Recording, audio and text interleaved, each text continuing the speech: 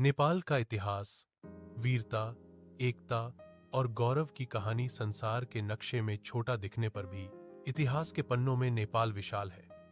हिमालय की गोद में बसा यह देश केवल प्राकृतिक सुंदरता के लिए ही नहीं, अपने गौरवशाली इतिहास के कारण भी जाना जाता है। नेपाल का प्राचीन इतिहास किरांत काल से शुरू होता है।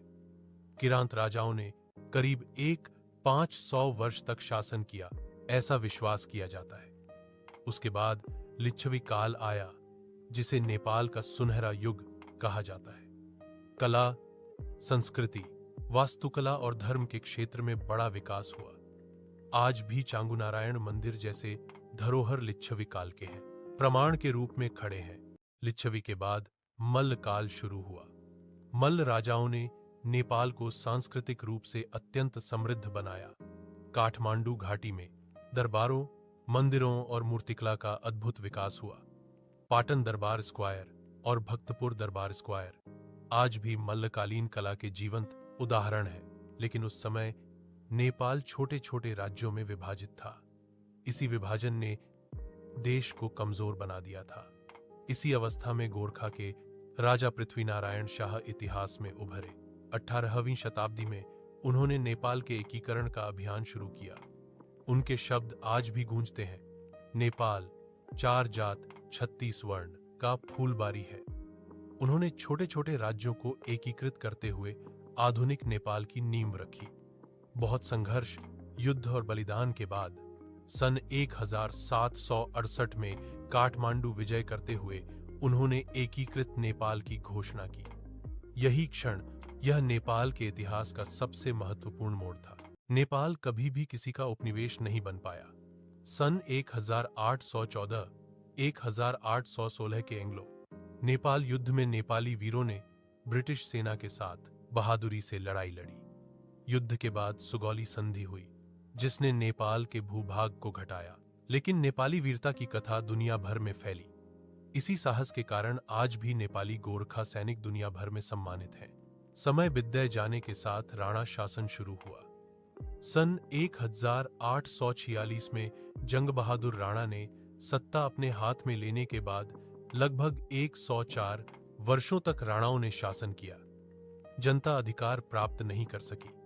लेकिन 1951 साल में जनांदोलन के बाद राणा शासन का अंत हुआ और प्रजातंत्र की स्थापना हुई। तर नेपाल की राजनीतिक यात्रा इतनी सरल नहीं थी। 1960 में राजा महेंद्र ने पंचायती व्यवस्था शुरू की। फिर जनता ने संघर्ष किया। 1990 के जनांदोलन के बाद बहुदलीय प्रजातंत्र पुनः स्थापित हुआ। 21वीं शताब्दी में नेपाल ने एक और ऐतिहासिक मोड़ लिया। 2006 के जनांदोलन के बाद राजतंत्र समाप्त हो गया। अंततः सन 2008 में नेपाल संघीय लोकतांत्रिक गणराज्य घोषित हुआ। आज नेपाल नए संविधान 2015 के अनुसार संघीय संरचना में आगे बढ़ रहा है। नेपाल का इतिहास केवल राजा और युद्ध की कथा नहीं है। यह संस्कृति, सहिष्णुता और विविधता की कथा है। यहाँ हिंदू, बौद्ध, मुस्लिम, किरांत सभी धर्म और संस्कृतियां मिलकर बसे हैं। यही विविधता ने नेपाल को विशेष बनाया है।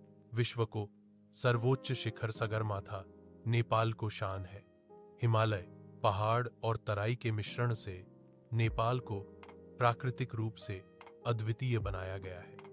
लेकिन नेपाल की सबसे बड़ी शक्ति यहाँ के लोगों का साहस, ईमानदारी और देश प्रेम है। आज नेपाल विकास की यात्रा पर है। कई चुनौतियां हैं, आर्थिक स्थिति, विदेशी रोजगार, प्राकृतिक आपदाएं। लेकिन इतिहास ने जो सिखाया है वह यह है कि नेपाली कभी हार नहीं मानते। छोटा देश होने पर भी नेपाल की आत्मा बड़ी है। यह वीरों की भूमि है, बलिदान की भूमि है और आशा की भूमि है। आज हमने नेपाल के इतिहास के बारे में सब कुछ समझा। ऐसे ही रोचक वीडियो देखने के लिए चैनल को सब्सक्राइब करें। धन्यवाद। जय नेपाल।